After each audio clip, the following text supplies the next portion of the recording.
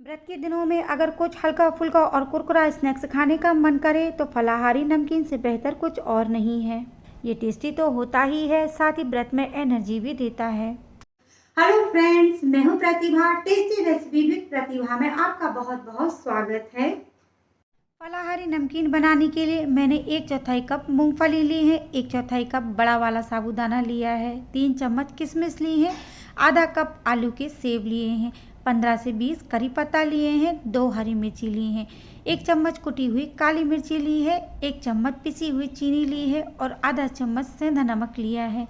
और इसके अलावा आलू के चिप्स और साबूदाना के चिप्स लिए हैं। ये सारी चीज़ें सभी के यहाँ आसानी से मिल जाती हैं। इनसे जो नमकीन बनता है वो बहुत ही टेस्टी और बहुत जल्दी बनकर तैयार होता है। सारी चीज़ों को हमें डीप फ्राई करना है, तो इसीलिए मैंने एक बड़ी सी थाली में पेपर को लगा दिया है, जिससे एक्सेस ऑयल पेपर में आ जाए और हमारा नमकीन एकदम सूखा सूखा तैयार हो। नमकीन बनाने के लिए तेल को मैंने अच्छे से गर्म कर लिया है। एक साबूदाने का चिप्स मैं इसमें डाल के देखती हूँ, तो ये देखिए 1 ही सेकेंड में ये चिप्स अच्छे से फ्राई हो गया है। तो फ्राई करने के लिए तेल बहुत अच्छे से गर्म होना चाहिए। अभी मैंने 1 मुट्ठी साबूदाना के चिप्स गर्म तेल में डाल दिए हैं और ये देखिए मुश्किल से 2 या 3 सेकेंड में ही चिप्स बहुत अच्छे से फ्राई हो गए हैं। अभी मैंने 1 मुट्ठी आलू के चिप्स भी इसमें डाल दिए हैं। 3 या 4 सेकेंड में ही ये आलू के चिप्स भी बहुत अच्छे से फ्राई हो जाते हैं। तो फ्राई करने के लिए तेल हमारा बहुत अच्छे से गर्म होना चाहिए। अगर ठंडे तेल में हम चिप्स को डाल देते हैं तो चिप्स कच्चे रह जाते हैं। अभी मैंने कढ़ाई में एक छन्नी रख दी है और इसमें मूंगफली डाल ली है। अब हम इन्हें एक चम्मच से चला लेंगे।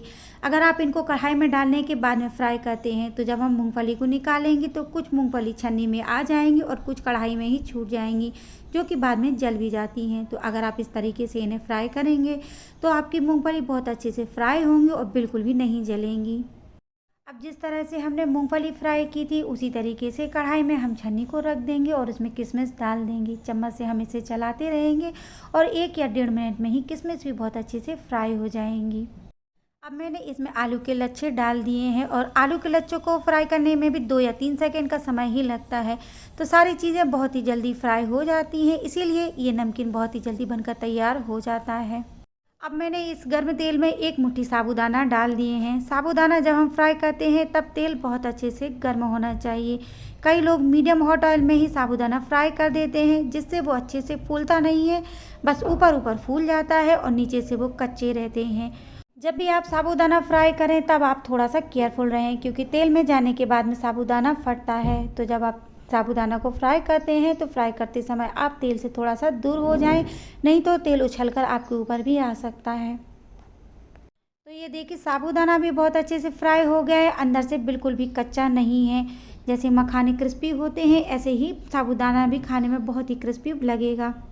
अब हम मिर्ची को फ्राई करेंगे, तो मिर्ची को फ्राई करने के लिए मैंने मिर्ची को बारीक बारीक काट लिया है और छन्नी में ही मैं इसको फ्राई कर रही हूँ।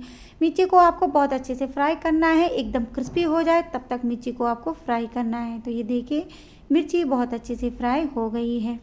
अब हम करी पत्ता फ्राई कर लेंगे, तो करी पत्ता को भी मैंने छन्नी में ही फ्राई किया है। जो भी चीज़ें छोटी छोटी होती हैं अगर आप उसको छन्नी में रख कर फ्राई करेंगे तो चीज़ें अच्छे से फ्राई भी हो जाएंगी और बिल्कुल भी नहीं जलेंगी। तो ये देखिए सारी चीज़ें बहुत अच्छे से फ्राई हो गई हैं और सारी चीज़ों को हमने एक पेपर पर डाल दिया है। अब जितना भी एक्स्ट्रा का ऑयल होगा सारा पेपर में आ जाएगा और हमारा नमकीन बिल्कुल भी ऑयली नहीं बनेगा। अब एक थाली में मैंने सारी चिप्स को डाल दिया है। तो ये चिप्स बहुत बड़ी हैं, इसीलिए हमें इन्हें तोड़ना है, एकदम से बारीक हमें इन्हें नहीं करना है। बस हाथों में हम चिप्स को ले लेंगे और अंगूठे और उंगली से दबा देंगे, तो इसमें थोड़े से छोटे टुकड़े हो जाएंगे। एकदम से बारीक हम इन्हें नहीं करेंगे। तो ये देखिए चिप्स को मैंने तोड़ लिया है, लेकिन एकदम से बारीक चिप्स को मैंने नहीं किया है, थोड़े से बड़े टुकड़े मैंने चिप्स के रखे हैं। अब हम इसमें बाकी की सारी चीज़ें जो फ्राई करी थी मिला देंगे, जैसे साबूदाना का पोहा, आलू को सेव, मूंगफली, साबूदाना, करी पत्ता और हरी मिर्ची। करी पत्ता को नमकीन में मिक्स करने से पहले हम हाथ से हल्का सा उसको क्रश कर लेंगे। मैंने नमकीन में केवल मूंगफली और किशमिश ही डाली है, आप चाहें तो इसमें बादाम और काजू भी डाल सकते हैं। अब मैंने इसमें 1 चम्मच पिसी हुई चीनी डाल दी है, आधा चम्मच व्रत में खाए जाने वाला सेंधा नमक डाल दिया है, 1 चम्मच कुटी हुई काली मिर्च डाल दी है। जो लोग व्रत में लाल मिर्ची खाते हैं वो इसमें लाल मिर्ची भी डाल सकते हैं।